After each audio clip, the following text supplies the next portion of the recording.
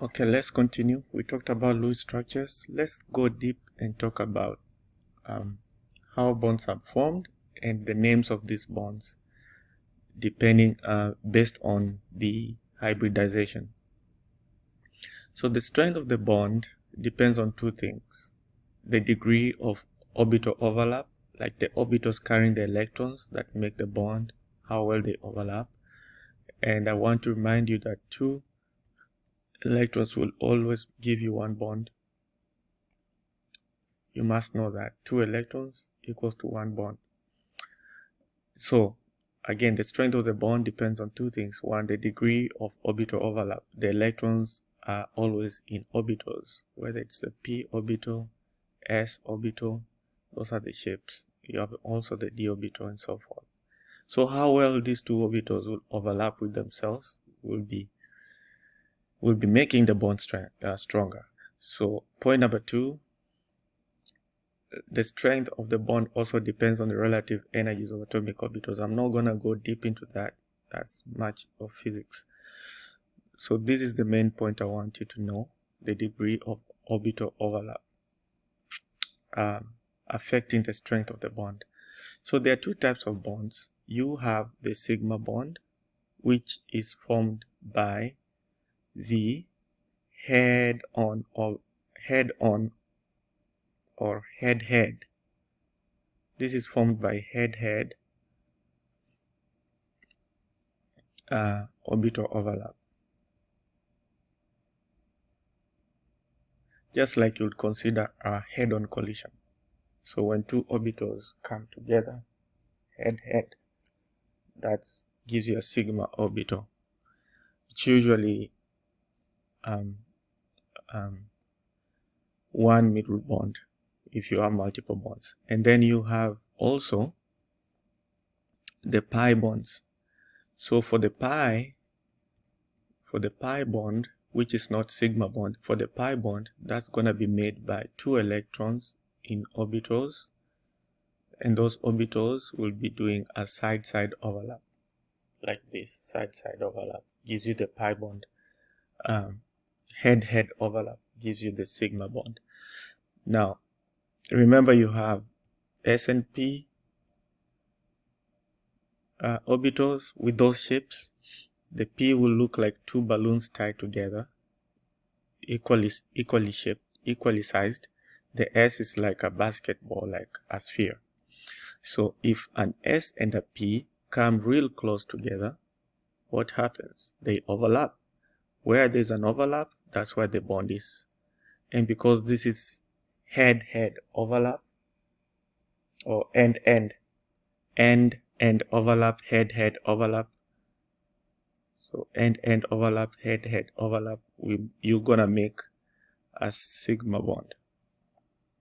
So if two P's overlap, you make a sigma bond. All these will make a sigma bond. So if two P's overlap, you get P sigma bond. If P and S overlap, you get PS sigma bond. If you combine 3p orbitals, if you combine 3p orbitals, 1, 2, and 3p orbitals or suborbitals, so to speak, and you combine those three with 1s, you're gonna mix them together and get a hybrid called sp3, because you have p, and 1s, so it's called sp3. For the sp3, one end of the knob is smaller than the other. So now you take the blended hybrid orbitals and do head-head overlap. So sp3 and an s, you're gonna get sp3s sigma bond again, because these guys are doing head-head overlap or end-end overlap, whichever you look at it, and that's where the bond will be formed. If two sp3s do head-head, you're gonna get sp3 sigma bond. So that's how you make sigma bond. We'll talk much about pi bond in the next chapter, but we'll still mention it in the coming up slides. Now, what I want you to know again is about the sigma bond, properties of the sigma bond. It can be rotated. So take this bond to be an axis, point of rotation. So focus on this hydrogen and that hydrogen. Once you do rotation and you keep the left side as it is, then those two hydrogens will come down here after the rotation. Okay. So here you're rotating the sigma bond. Unfortunately, if you have two bonds where one of them is a pi, you cannot rotate these guys. You cannot rotate the double bonds.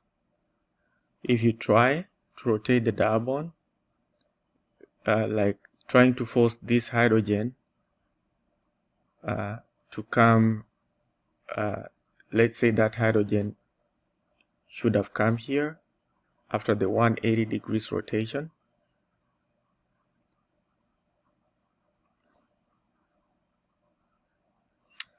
It's not possible. This cannot be formed. You cannot rotate along or across that double bond without breaking one of the bonds. So one of the bonds has to break. So pi bonds cannot be rotated along their axis without breaking the pi. Cannot be rotated without breaking the pi bond. Remember, I'll tell you that the pi bond is the weakest of the two. One is sigma, the other one is pi. Both of them make the double bond. The pi bond is weaker because it's formed by side-side overlap. The sigma is stronger. So if you are to force it to rotate, it's the pi that will give way and break apart. So you can never rotate this molecule and keep the double bond at the same time. The pi has to break up. Just to show you the ability of sigma rotation, let me play this video. So that will be your sigma bond right there. Okay, you're rotating the rest of the elements, keeping this constant. Okay, so again, the sigma bond can be rotated. Any of these bonds can be rotated, but if you try to do double bond rotation, the pi bond will have to break up. Okay,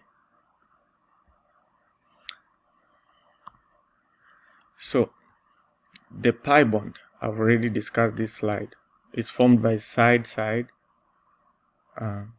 overlap.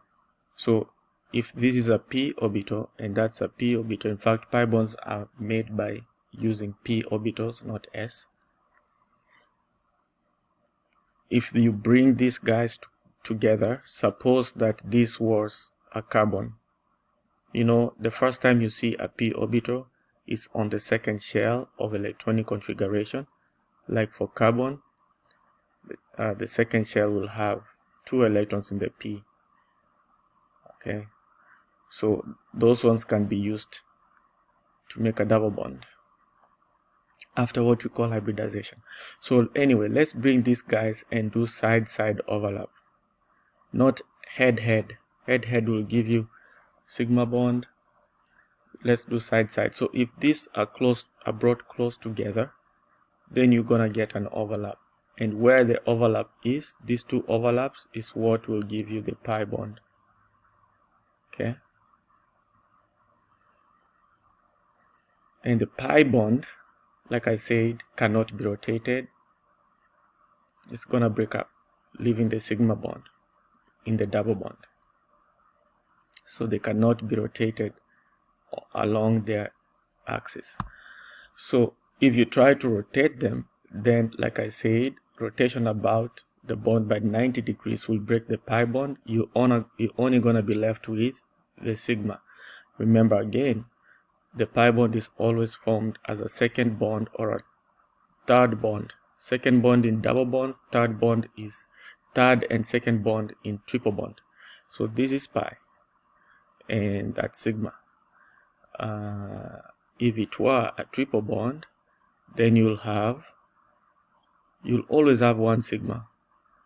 The rest will be pi. That will be pi. This will be pi. But the one in the middle will take it as a sigma. So anyway, the pi bond, the double bond cannot be rotated because the pi bond will break and you're going to be left only with the sigma. Okay. So, like I said, the first bond of a multiple bond is always a sigma bond. See, you always have a sigma bond. That's a sigma before you make the pi's. That's what this is saying. Okay. So again, if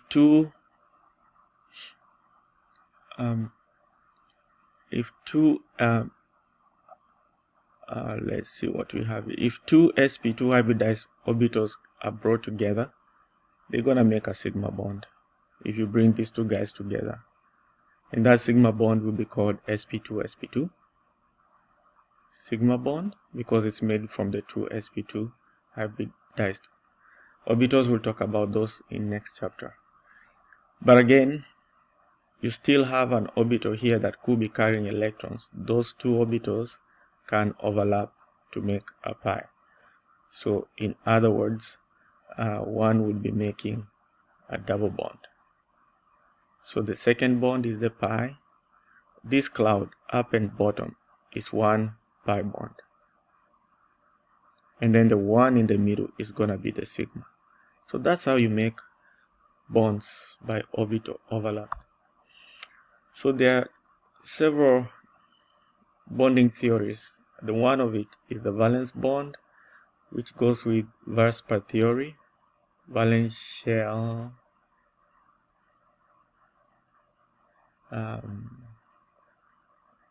electron pair repulsion theory, and the other one is molecular orbital theory, which of course is gonna include hybridization. Both use the idea of orbital overlap and how to create bonds. The main difference is when orbitals are allowed to come together. Okay, so these two will attempt to explain molecular geometries, whether you have trigonal planar, tetrahedral, trigonal pyramidal, and all that. But the best theory that will explain geometries is gonna be molecular orbital theory, which I think is gonna include hybridization. It's gonna be valence bond theory, which is gonna include hybridization. Okay, so bonds are created by orbital overlap to produce sigma and pi bonds. And again, I remind you again, one bond is gonna always be equal to two electrons. Two electrons make a bond, whether you're making a pi bond or a sigma bond. Okay, so to explain the molecular geometries, I've been mentioning that we'll need to use hybridization, which is tied to the valence bond theory, where you're using the valence electrons and mixing them up to get hybrid orbitals. Okay, those valence electrons are in orbitals. Mixing up those orbitals, like putting them in a super master blender, like you would when you're making a smoothie out of apples and mangoes. So you blend your S and P's, you're gonna get hybrid orbitals like sp3, sp2, sp, and so forth. So these hybrid orbitals then form bonds between them, producing the right geometry, whether it's tetrahedral, trigonal, pyramidal, planar, and so forth. We're about to discuss that. So that's the valence bond theory, explaining geometries using valence electrons and promotion by hybridization. So orbitals are combined in various portions. Okay, so the ones I'll explain in organic chemistry are only these. I'm not going to talk about sp3d, sp3d2. Those ones I leave those for general chemistry. Okay, so AO means atomic orbitals. The orbitals found in an atom, and that could be either S, P. You have D and F. Like I said, I'm not going to cover those in organic chemistry. They're not common. So suppose you have 1s blended in a blender with 1p, or mixed up to make a hybrid. You're gonna get sp. Okay, how many electronic groups do you have? You have 2 electronic domains or electronic groups. And by electronic groups or electronic domains, I'm just counting the orbitals. So I have 2 orbitals mixed up to give me an sp hybrid. sp. Here I have 3 orbitals mixed up. Their electronic domain count will be 3. So I have 1s and 2p's. That's what this means. So it's sp2. And then here I have 4 domains. So it has to be s and 3p's, sp3. So usually when you have sp hybridization, the electronic shape should be the electronic geometry, not molecular geometry. The electronic geometry will be linear. If it's sp2, it should be trigonoplanar. If it's sp3, it should be tetrahedral. That's the shortcut. Now, all hybrid orbitals should have the same energy like observed here. Once you mix them up, you get the same energy. We'll say that they are degenerate. I'm gonna come back to this slide in a moment. Let's go back. The total number of hybrid orbitals equals to the total number of atomic orbitals used. And of course, that's what we did here. 1 plus 1 gives us 2. 1 plus 2 gives 3 domains. 1 plus 3 gives 4 domains. And hybridized orbitals can be used to form pi bonds. This one will be discussed at length in chapter 2 when we talk about alkenes. Now let's talk about formation of sp3 hybrid orbital. This just simply means that you have 1s and 3p's mixed up together or blended. So how do you do the blending? If you provide enough energy, okay, so let's say it's UV light or lesser energy, an electron that's downstairs here in the 2s will be promoted upstairs. And even before I talk about that, let's assume that this is a carbon. Just assume this is a carbon. You'll have 1s2, 2s2, and 2p2, because carbon has atomic number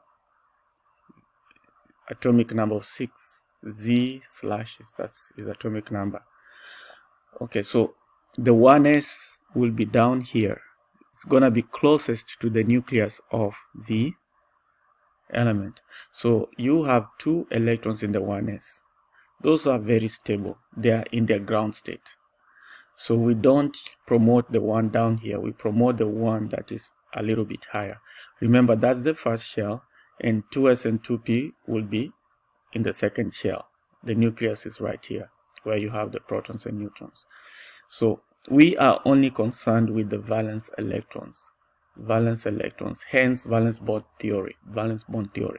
These are the valence electrons. The second shell is not fully filled. Of course, you see p orbital is not fully filled. The p takes a maximum of 6 electrons. We talked about that in the earlier chapter, in the earlier lectures. So assume now, getting back here, assume now you provide enough energy to move and promote this electron upstairs. So the space here in this orbital, in fact even the space here and here, but here is empty. So if you provide enough energy, one of these electrons will be promoted up there because there's space for that electron to reside. So you will have mixed the 2s and 2p. But how many p's you have now? 3 p's with each with an electron, and the s only has 1. So one would assume that this came from the s. One will assume that this is the p, the first p, the second p, the third p. Remember, with p orbitals you always have px, py, pz, depending on the axis where they stay. We talked about that in earlier lectures. So you have 3 p's, okay, and an s. So the hybridization is sp3. Look at the energy. Looking at the y-axis, the energy is almost halfway in between the 2p and 2s. So they have the same energies they generate, and that's what this point said here. For a given atom, all hybrid orbitals must have the same energy, which means they are degenerate. So when I use that term in the future, you should know what that means. So that's how you make the sp3. You need 4 electron domains. And that's what we have here, an S and 3 Ps. So let's show an example of an sp3. So, like I told you, if you take 3 Ps and mix with an S, you get sp3. And you know, for a P, you have equally sized, I don't know you would call those knobs, but for sp3, the shape of one side will be smaller, the other side will be bigger. According to calculations and computations, we've seen that that's the shape of the orbital once the S and P's are mixed together or hybridized or blended. So it looks like this. Okay, that's an sp3. Now, because you have 4 electron domains, the idea here is you take 4 of these and mix them up, and then you get the overall shape of a molecule. So, for example, let's say you have 4 ligands. In this case, ligands are just groups that are bonded to the central atom. So let's take an example of methane. So you have 4 ligands, our ligands here being the hydrogens. Those are 4 ligands, which technically are going to give you 4 electron domains. So you know carbon has a valency of 4, so it's going to share its 4 valent electrons, and that's how you make a bond. So the Lewis structure will be looking like this, with 1 hydrogen to the back. That's what that broken bond means. And this shaded wedge means these hydrogens towards you, and these two are on the plane with regular lines. So you're gonna get 4 of these guys mixed up to give you these 4 bonds. That's the idea, and I'm really summarizing here. So assume you tie up a balloon. This will be a notch, and this will be a balloon. Now take 4 of these balloons, okay? Take 4 of these balloons and tie them up. So this is the shape that you'll get. Obviously, if you connect all the sides, if you connect all the electron domains, which is the balloons that are blown up, you're gonna get a shape that's called tetrahedral. Okay, and that's why we said hybridization is the best theory that is the best concept that helps to explain bond angles and electronic shapes. Okay, so 4 hybrid orbitals mixed up to give you a tetrahedral geometry. So CH4 will have a tetrahedral electronic geometry. I'll be calling it EG. Electronic geometry is tetrahedral.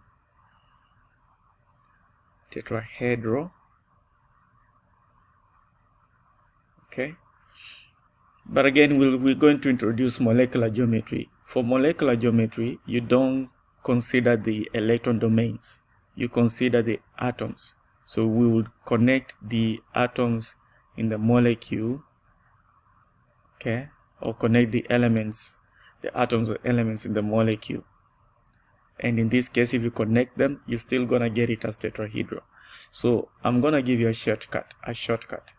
So whenever you're considering shapes, if the central atom, for example the carbon right here, if the central atom does not have a lone pair, then the electronic geometry must be equal to the molecular geometry.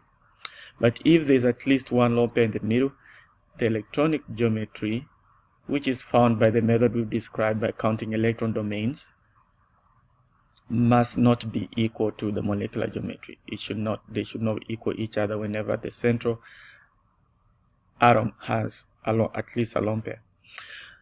Okay, we're gonna talk about that. It's coming up. I'm just giving you heads up. So now you take your sp3.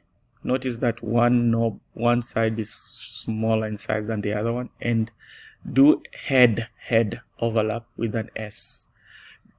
You're gonna get a bond in between them, and that bond is called sp3s sigma bond because it's head-head. And remember, this concept explains how CH4 is formed, because you know a hydrogen has one electron. That electron is in the s orbital. But again, we just determined that the central atom right here, we just determined that the carbon is sp3 hybridized, right? This is sp3 hybridized because there's 4 electron domains around it. So the carbon is sp3 hybridized. The hydrogen is bringing an s orbital from the 1s1 electronic configuration. Okay. When these two guys meet to make all these 4 bonds, you're gonna get sp3 s sigma bond. So all these bonds are sp3s sigma bonds because they are formed in this way. Now suppose now that I take 2 carbons, okay?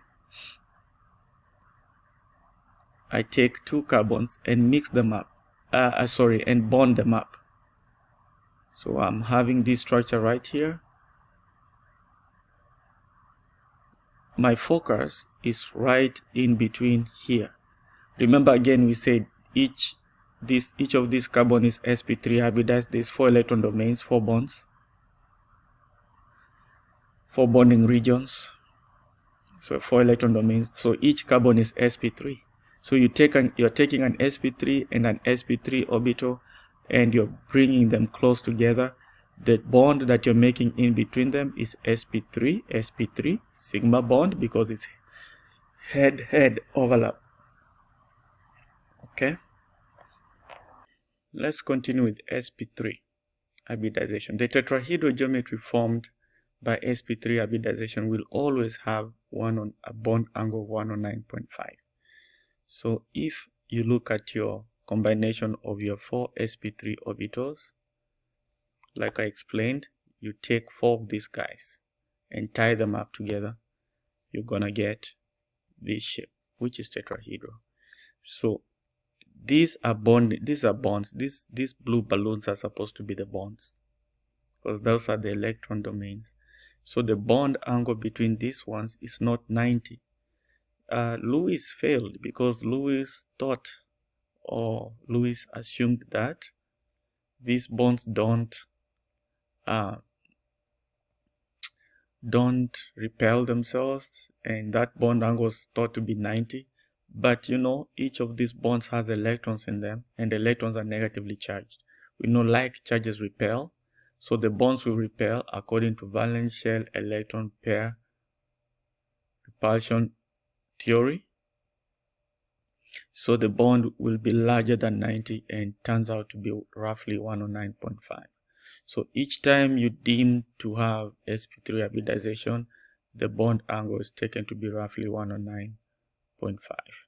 The bond angles comes from the electronic geometry, not the molecular geometry. Okay. So these bonds repel themselves. This is out of the plane upwards. This is downwards. And these ones are roughly on the plane. So the bond angle in between all these hydrogens is going to be roughly 109.5. Please note that for every sp3 central atom, the bond angle will be 109.5. Here's just a carbon given as an example. But I will also give you, see, if you consider water, there's no carbon in there, but still the bond angle will be roughly 109.5. It's going to be less than 109.5, but I'm just going to tell you now that don't worry much about whether it's less or greater than, just know it's roughly 109.5. And how did I know that the angle around the central atom is 109.5? I counted the electron domains. Okay. I counted the electron domains. You have 2 lone pairs and 2 bonds. Okay. So, the valence bond theory continued. There are 2 main points I want you to know. Don't worry about this. This is much of physics. Hybrid orbitals are created by mixing s and p orbitals, which then form either pi or sigma bonds. And of course, the geometries match VSEPR, valence shell electron pair repulsion theory.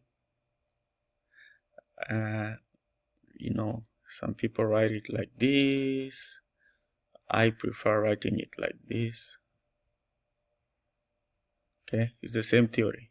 So hybridization helps to explain bond angles by VSEPR theory, and of course, the valence bond theory agrees with molecular bond theory in this way. Remember, hybridization is a mixing of the orbitals. Those are the key points I want you to know. Okay, now to form pi bonds, I just want to explain this in my own way. To form pi bonds, you use electrons by side-side overlap. You're gonna get pi bonds. Okay, and again, this will be covered in chapter 2, so I will not go deep into that already. So before we look at functional groups, allow me to give you an overview of hybridization. Okay, allow me to give you an overview of hybridization. I want us to make sure that we can pick up this hybridization concept quicker than we think. Okay, so I'm gonna open up a whiteboard.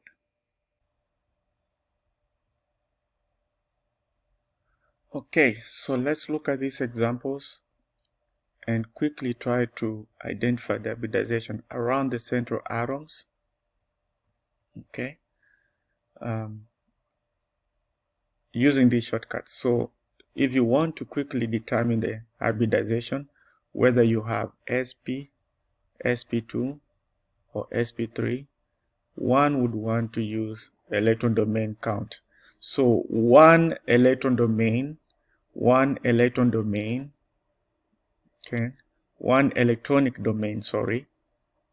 will be equal to one lone pair of electrons. Okay, one electronic domain will be equal to one sigma bond. One count of electronic domain is equals to one pi bond, one double bond, sorry. Yes, it says double bond, right? But it's those 4 electrons that make the double bond are in one balloon, one cloud, so it's one electron domain. And which means also one electronic domain is equals to one triple bond. Again, it says triple bond, but those 6 electrons in the triple bond are in one balloon. Now, each time you have 2 electron domain count, if you have 2 electronic domains, the hybridization is sp. If you have 3 electronic domains, then it's sp2. And if you have 4 electronic domain count, based on our 4 rules here, if you have 4 electron domains, then that's sp3. Now, as far as bond angles go, the bond angle here is gonna be 180. The bond angle here is gonna be roughly 120. The bond angle around a central atom that's sp3 hybridized is gonna be roughly 109.5 degrees. Okay, so let's see. How many electronic domains do you have on the central atom carbon above? Let me change the color here. So considering this as the central atom, I see I have 4 sigma bonds. So I have 4 electron domains. So which means that one should be sp3. Remember, I'm not carrying what's outside. It's the central atom that you're looking at. What about this carbon? you have 4 sigma bonds, so it has to be sp3. Okay, what about the oxygen? This oxygen right now has 4 electrons. There's no charge, which means you have to put 2 lone pairs to make 8 electrons around it. Remember, each bond is 2 electrons. So the catch here is for you to have shown the 2 lone pairs of electrons to keep an octet around the oxygen, because we always want to keep things octet as much as we can. So now that I've shown my octet, now I can count my electron domains. I have 2 sigma bonds and 2 lone pairs. Okay, 2 sigma bonds, 2 lone pairs. So I have 4 electron domains. So this oxygen is sp3. Okay, here I have 1 electronic domain, which is the double bond. I have the sigma bond and the sigma bond. So 3 electron domains. The hybridization around this central atom has to be sp2, because you have 1s and 2p's. That makes 3 electron domains. Okay, that's what you have here. Here, same story. A double bond and 2 pi bond, a double bond and 2 single bonds. So again, that has to be sp2, because you have 3 electron domains. Here, there's an octet. No need to show lone pair. So I have 4 electron domains. This nitrogen is sp3. The sulfur here has 4 electrons. It's missing 4. It's implied lone pairs. Okay, you must put the lone pairs before you answer. So here, 4 electron domains, 2 lone pairs and 2 sigma bonds. Each lone pair is 1 electron domain, even though you have 2 electrons in there. So this is sp3 hybridized. This carbon will be sp2, because you have a double bond and 2 sigma bonds. And also this carbon will be sp2, a double bond and 2 single bonds. This one here will be sp2, a double bond and 2, the 4 electrons are in one balloon, one cloud. So that's 1 electron domain in the double bond. A double bond and 2 single bonds, so sp2. Here, what's the problem? We only have 4 electrons around the oxygen shared. So we have to make it octet. Someone did not show the lone pairs. If you draw the Lewis structures, the lone pairs will happen to be there. They're just not shown. So again, 2 lone pairs, 2 single bonds, that's sp3. We talked about this already up here. This is sp3. Here I have 6 electrons around this nitrogen. So 2 are implied because there's no charge. I know they're just gonna be 2 to make 8 electrons around the nitrogen. Now I have a single bond, a lone pair, and a double bond. It has to be 3 electron domains, sp2. Similar to this one, sp2. I have to show the lone pair. So that's how you go about with the hybridization. Now, if you are given this structure right here, okay, the hybridization on the carbon will be sp, a lone pair and a triple bond. The hybridization on the nitrogen will be sp. The bond angle between these guys, let me change the color. Let's go with magenta. So the bond angle around here, because you have sp hybridization, will be 180. It's linear. Okay, it's straight line. The molecular geometry here, it's linear. Okay, let's get back here. The bond angle roughly around this central atom, that's sp3, is 109.5. Everywhere you have sp3, the bond angle should be roughly 109.5 degrees. Around sp2, bond angle is roughly 120 degrees. The bond angle here is roughly 109.5 because the central atom is sp3 hybridized. Again, the bond angle between here, the central atom is sp2 hybridized, is 120. Bond angle where? Bond angle roughly here is roughly 120, and of course even there it should be roughly 120 because the central atom is 120, is sp3 hybridized.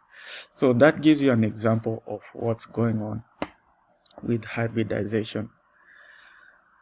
Okay. All right. So as another review on this material, let's take a different color. I'm going to take black. So what is the EG, electronic geometry, around this central atom? It has to be tetrahedral, right? It's tetrahedral because I see it's sp3 hybridized, 4 electron domains. And what would be the molecular geometry around this central atom? It's going to be the same tetrahedral. I told you, whenever the central atom does not have a lone pair, the electronic geometry is always the same as the molecular geometry, where you connect the atoms for molecular geometry. For electronic geometry, you consider the electron domains, which are these things here. So same applies to this. EG is going to be equal to mg, and it's going to be equal to tetrahedral. Okay. What about here? The electronic geometry has to be, the electronic geometry based on hybridization sp3 has to be tetrahedral. You just consider the electronic groups. But is it going to be the same as the molecular geometry? The answer is no. Why?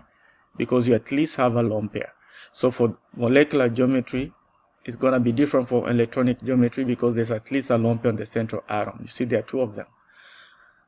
Okay, so instead, connect the atoms, the C, O, and H. That's going to give you the molecular geometry around the oxygen. And it has to be bent.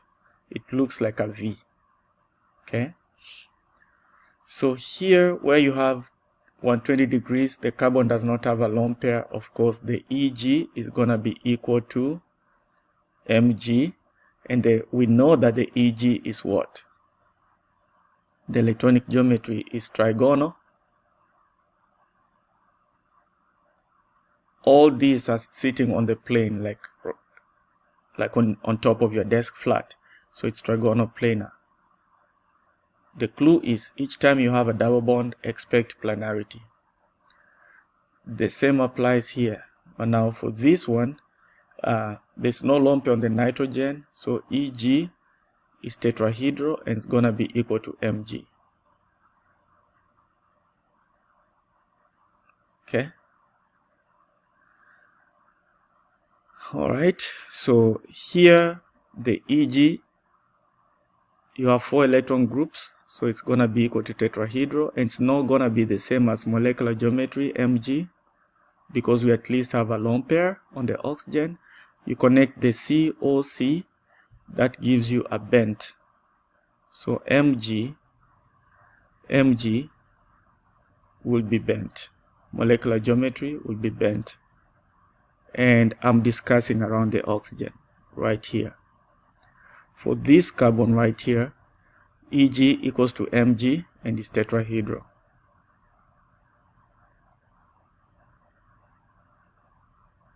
Tetrahedral. For this nitrogen here, you have 3 electronic groups, so it's sp2. So you expect it, again you have a double bond, so you expect the Eg to be trigonal planar. Electronic geometry, so that would be the electronic geometry there. But the mg, sorry, let me draw an arrow like this.